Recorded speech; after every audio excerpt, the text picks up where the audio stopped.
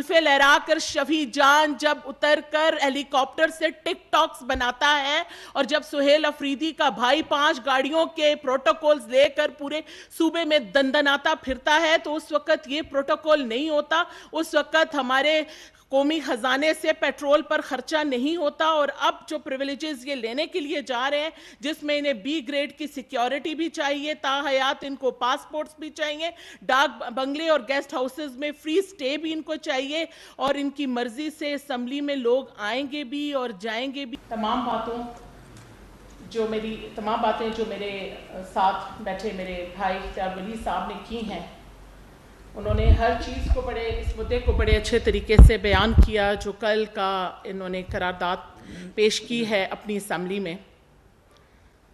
मुझे तो सबसे पहले अफसोस इस बात का हुआ कि हम लोग कहते हैं कि सहाफ़त की आज़ादी, तो आपकी आज़ादी ही इन लोगों ने छीन ली कल। ये अब उन चीज़ों पर बैन लगाएंगे कि आपका कलम उनके कहने पर चलेगा।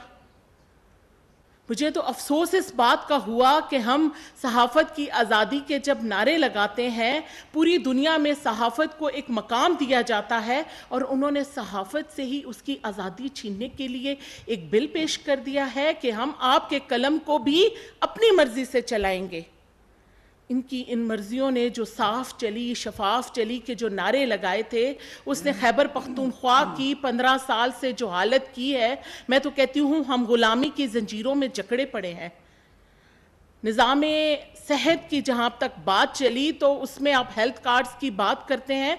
मैं हमेशा से ये देखती आई हूँ, क्योंकि बहैसियत डॉक्टर हम लोगों ने हमेशा मसीहा के तौर पर लोगों की खिदमत की है। मुझे अफसोस है कि आज हेल्थ कार्ड के नाम पर डॉक्टरों को भी एक ऐसी इंसल्ट का सामना करना पड़ रहा है कि दीर की एग्जाम्पल मैंने पहले भी दी थी कि जहाँ पर जो केसेस डायग्नोज होते थे डिफ्यूज एब्डोमिनल पेन के साथ, कोई पेशेंट आता था, एक ही पेशेंट की बार बार अपेंडिसेक्टमीज कर दी जाती थी, और कहते थे कि ये पेशेंट जो है इसके लिए डायग्नोज हुआ है, और पता नहीं वहां पे इतनी आबादी नहीं थी जहां जितनी अपेंडिसेक्टमीज होगी पेशेंट्स की।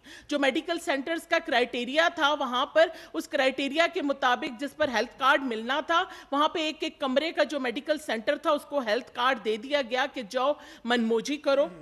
सेहत के साथ तो ऐसे खिलवाड़ ना करें, ये तो एक इंसानी जिंदगी है। आप तो इंसानी जिंदगी के साथ खेलने को निकल पड़े हैं। जहाँ तक स्कूलों की बात करते हैं, वहाँ की चारदीवारी नहीं, साफ पीने को पानी नहीं, आबादी जो है वो एक तरफ है, स्कूल पहाड़ की चोटी पर बना दिए जाते हैं। इसकी एग्जाम्पल आप जाकर हज़ारा डिवीजन में देखें, वहाँ पे अस्पतालों की बात करते हैं। हतार का वाकया रूनुमा हुआ, हमारे पास कोई बर्न यूनिट नहीं था, हमने अपने पेशेंट्स को रेफ़र किया, सीधा इस्लामाबाद और पंजाब रेफ़र किया। आपके पास कोई वहाँ पर अपडेटेड बर्न यूनिट मौजूद नहीं है पूरे हज़ारा डिवीजन में।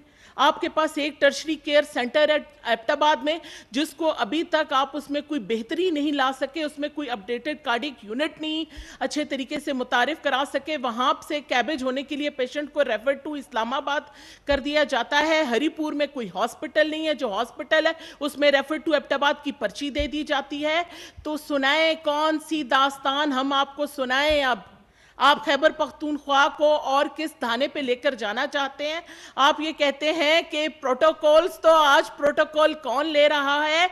जुल्फे लहरा कर शफी जान जब उतर कर हेलीकॉप्टर से टिक टॉक्स बनाता है, और जब सुहेल अफरीदी का भाई 5 गाड़ियों के प्रोटोकॉल्स लेकर पूरे सूबे में दंदनाता फिरता है, तो उस वक्त ये प्रोटोकॉल नहीं होता। उस वक्त हमारे कौमी खजाने से पेट्रोल पर खर्चा नहीं होता। और अब जो प्रिविलेजेस ये लेने के लिए जा रहे हैं, जिसमें इन्हें बी ग्रेड की सिक्योरिटी भी चाहिए, ताहयात इनको पासपोर्ट्स भी चाहिए, डाक बंगले और गेस्ट हाउसेस में फ्री स्टे भी इनको चाहिए, और इनकी मर्जी से असम्बली में लोग आएंगे भी और जाएंगे भी। ये डेमोक्रेसी, जमहूरियत का कौन सा नारा है जो अभी खैबर पख्तूनख्वा में की असम्बली ने लगाया है? बड़े ही अफसोस की बात है। बहुत शुक्रिया आप सबका। मेरे ख्याल में कि इन बातों को आप हाईलाइट करके इंशाअल्लाह ताला पाकिस्तान की आवाम के हक में ज़रूर नारा लगाएंगे। बहुत शुक्रिया।